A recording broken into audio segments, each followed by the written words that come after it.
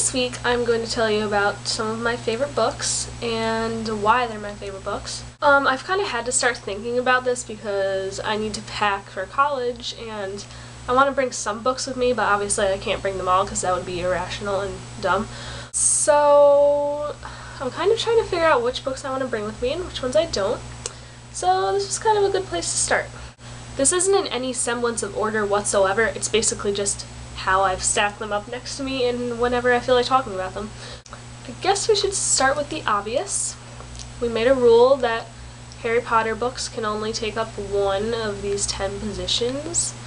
So for the first one, I will make it the Harry Potter series as a whole, but I'll talk about one of them in particular.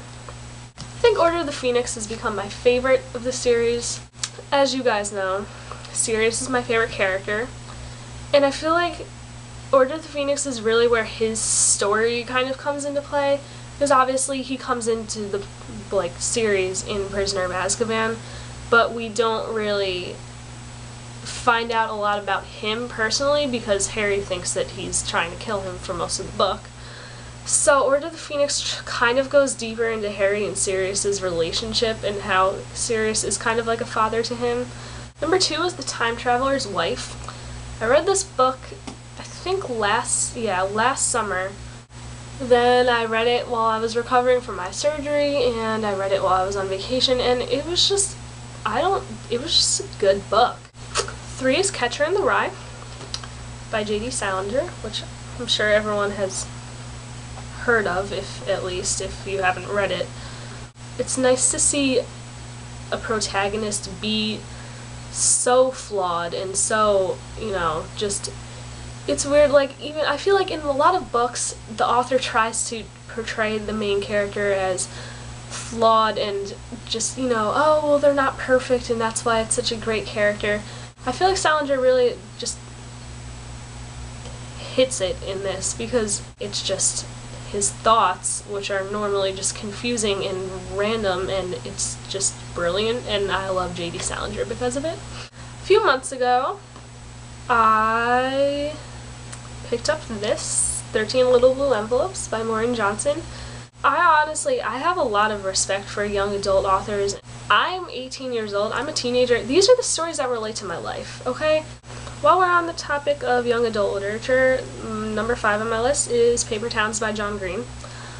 I'm sure most of you, if not all of you, have heard of John Green and read his books or watched his videos because he's great and I want to be John Green. Okay, I read Looking for Alaska first, and then I read Paper Towns a little while after that. And although I loved both, I don't know, Paper Towns just kind of affected me more. I don't know.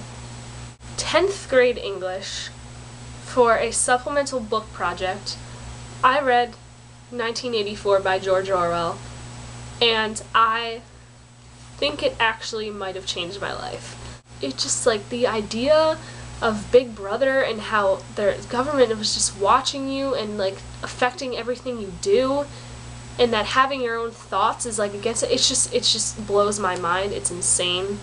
This book is insane. I love it. But now that I read this, I was just kind of everything makes sense to me now. Everything in life makes sense to me after I read this book. It's brilliant. I love it.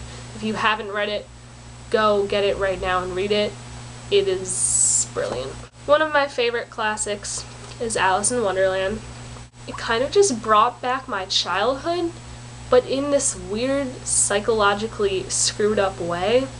And it's really messed up, but brilliant at the same time. I've kind of grown to idolize Anderson Cooper, who, if you don't know, you should, because he's a journalist and he has his own TV show and he's amazing. And this is his memoir called Dispatches from the Edge. It's his recollections of the tsunami and the war in Iraq and Hurricane Katrina and everything, and just how that affected him as a journalist, someone from the outside coming into this and kind of witnessing what everyone was going through. And it's really interesting. He's a really interesting guy. Number 9 is Fight Club. At first I was really skeptical. I was like, I don't think I'll like this. It's kind of weird. I don't understand what's happening. But then, in the end, if you've read any of his books, you know that there's usually like some sort of plot twist or something weird. And once I got to the plot twist in this, I was just kind of like sitting there in shock for about 10 minutes in my bedroom. I was like, did this really just happen? And 10th, last but not least, The Hunger Games trilogy by Suzanne Collins. I'm going to talk about Catching Fire because I think it was my favorite of the three. Despite the fact that it's kind of unrealistic for us at this point in time, it kind of leaves you thinking, this takes place in the future. What if this is our future?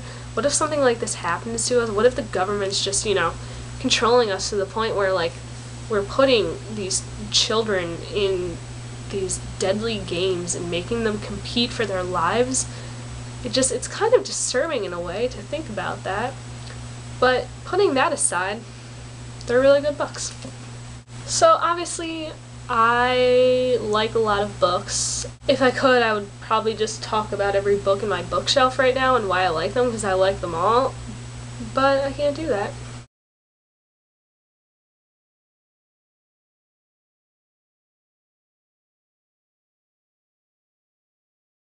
It leaves you thinking. Sorry, my phone went off.